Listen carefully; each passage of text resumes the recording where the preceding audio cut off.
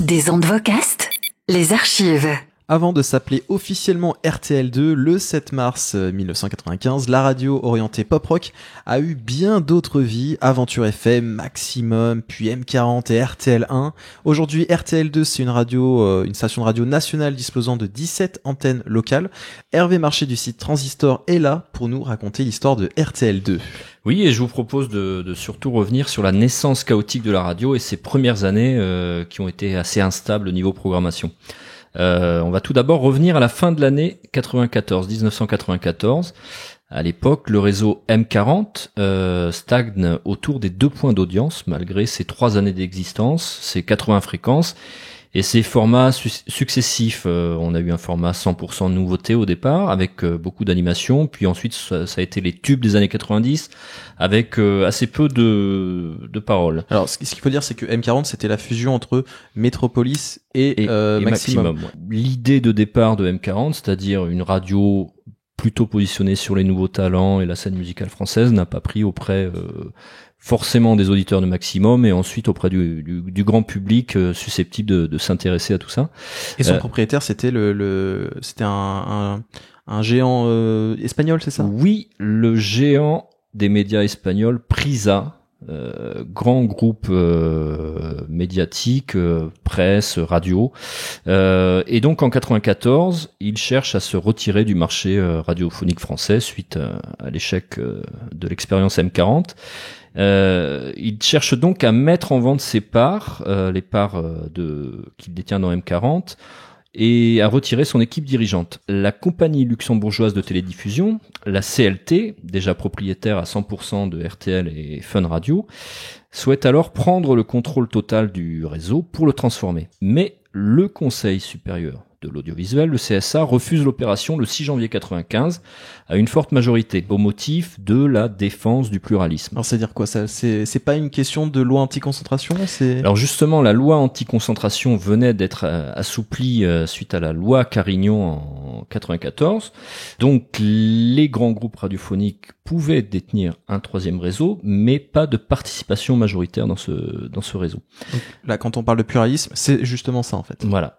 Okay. Pas de 3e réseau à 100%. Suite à ce refus du CSA, la CLT ne désarme pas et passe en force. Sans autorisation préalable, elle renomme M40 en RTL1. Elle fait évoluer le programme en diffusant davantage d'informations et en s'adressant à une cible plus adulte. Et enfin, elle s'assoit sur les engagements de la convention initiale de la station concernant le quota de chansons francophones et la promotion des jeunes talents. Donc elle est hors la loi en fait. Tout à fait. Donc le 18 janvier au matin, les auditeurs d'M40 se réveillent donc avec une toute nouvelle station Music & News, une nouvelle programmation musicale davantage orientée vers les 25-45 ans, de nouveaux animateurs et de nouvelles chroniques plus adultes. Le programme est identifié RTL 1. La musique qui rythme l'info, qui rythme la musique. RTL 1 qui est 13h.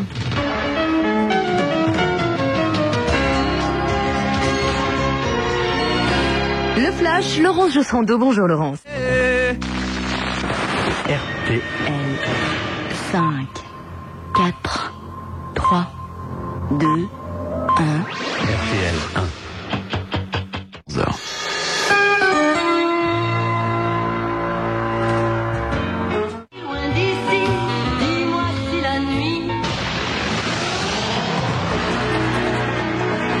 Merci d'avoir choisi RTL 1, il est 14h. RTL 1. Julien Pochet.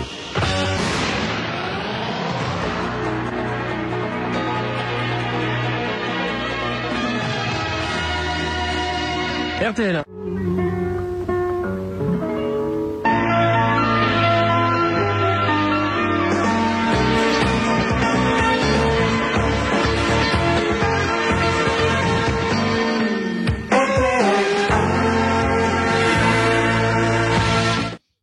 Alors extrait exclusif de RTL1 qui a vraiment pas duré longtemps, donc on trouve ça nulle part ailleurs, donc c'est tes propres cassettes ça. Oui, c'est ce que j'ai enregistré à l'époque, justement ce fameux jour de janvier 95, en entendant ce nouveau programme.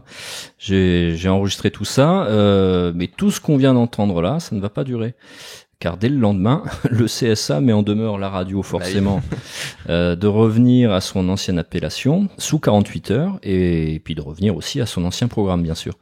Et la CLT va obtempérer mais uniquement sur l'identification et de manière assez maligne, tu vas voir. Le programme RTL1 va en effet continuer ses émissions sans que les animateurs et les jingles ne précisent le nom de la station. Comme si c'était une banque de programmes anonyme au jingle neutre. Seule l'obligation légale d'identifier le programme 4 fois par heure va être astucieusement respectée en diffusant 2 fois par heure la formule M40, M40, coincée entre les publicités nationales et les décrochages locaux. Achat gagnant. M40, M40.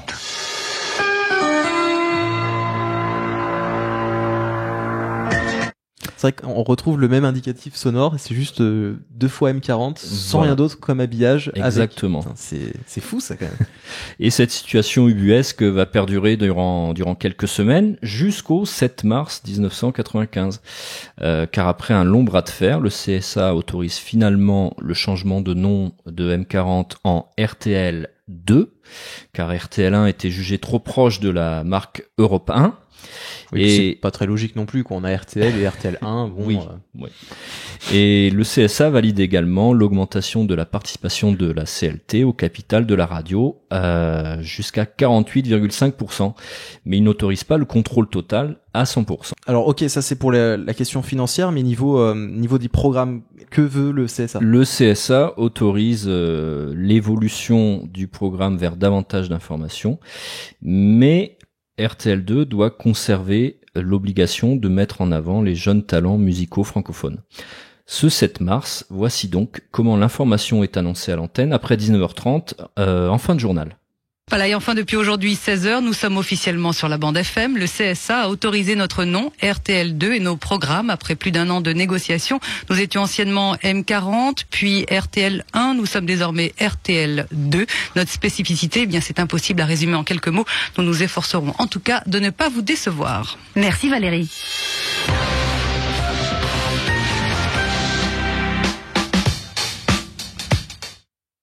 Et voilà, RTL2 est lancé. Voici quelques éléments d'habillage signés RTL2 qui apparaissent par la suite. Donc ça c'est les tout premiers éléments, le tout premier habillage de RTL2. Exactement.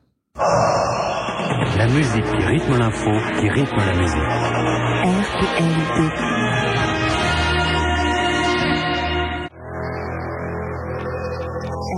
RTL2.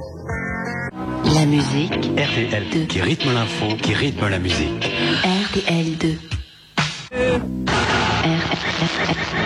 RTL2. RTL2. RTL2.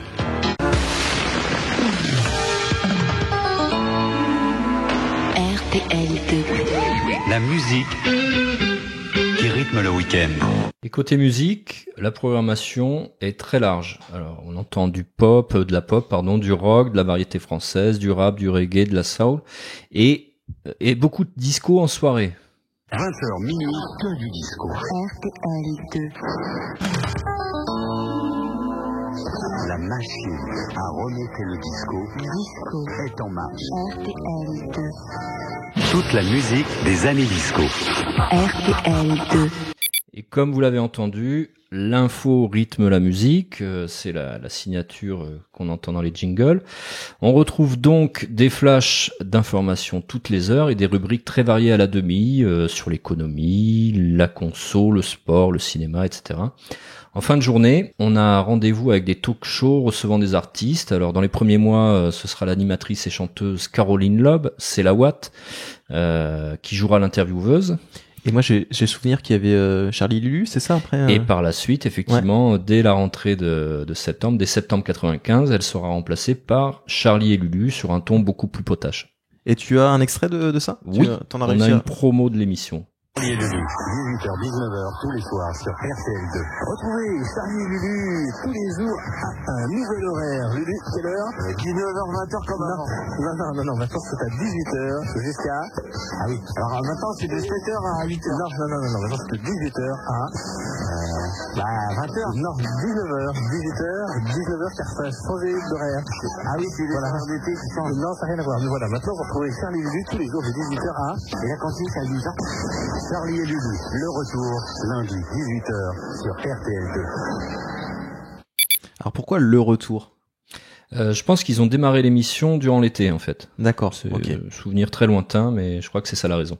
Et alors ces premiers mois de RTL2, qu'est-ce qu'on peut dire en fait? Quel bilan? Moi, je les ai trouvés assez prometteurs à l'époque, assez rafraîchissants en termes de programme.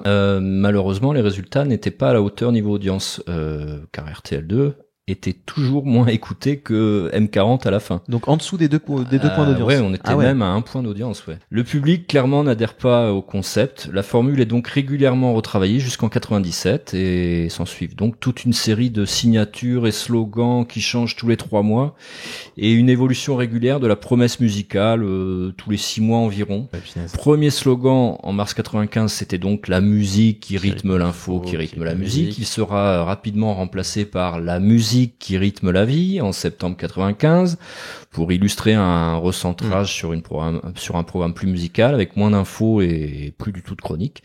Puis en janvier 96, on enfonce le clou avec le slogan 2 fois plus de musique, complété au mois de mars suivant par la radio la plus musicale de France. RTL2, 2 fois plus de musique, 2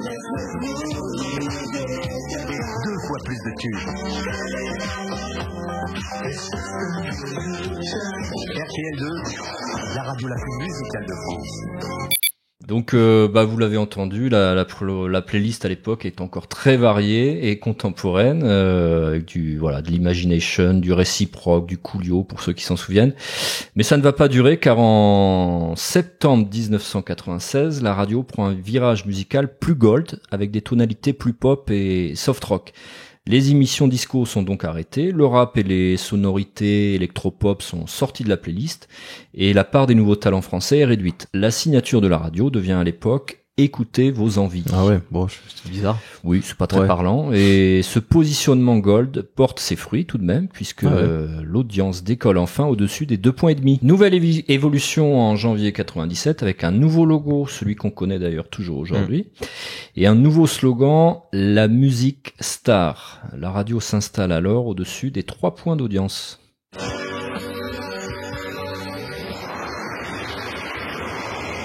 RTL2, la musique star. Passez une bonne journée, il est 14h. Puis on note petit à petit l'apparition dans les liners de la célèbre signature « Ce n'est pas de la radio, c'est de la musique ». RTL2. C'est pas de la radio, c'est de la musique. À la rentrée 97, RTL2 fixe véritablement son identité avec le slogan « Le son soft rock ». Ah, et c'était le son soft rock avant, c'était pas pop rock, voilà, c'était exactement. soft rock. Ok. Alors à l'époque, on est donc sur du Police, Toto, Eagles, Cock Robin, diffusé jusqu'à l'overdose. Les animateurs parlent peu.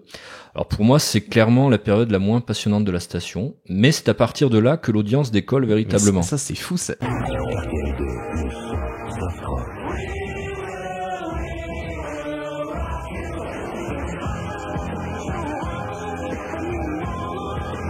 RTL2 n'est pas de la radio, c'est de la musique. Après ses débuts agités, la radio connaît donc une bonne période de stabilité soft rock, avant que la formule ne soit rajeunie en 2001 avec des artistes rock plus contemporains et un rythme plus dynamique. Ce sera le fameux... Le son pop rock. Oui, le son pop rock.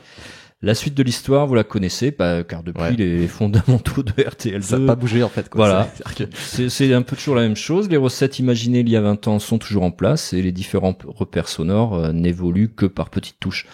Je vais donc m'arrêter là pour l'évocation en archive de la radio et je vais souhaiter un bon anniversaire, bon anniversaire à RTL2. Histoire passionnante en tout cas, Hervé. Et puis vous qui nous écoutez, si vous avez d'autres infos, d'autres archives sur RTL2, n'hésitez pas à nous contacter, contact@vocast.fr et surtout... Des ondes Vocast.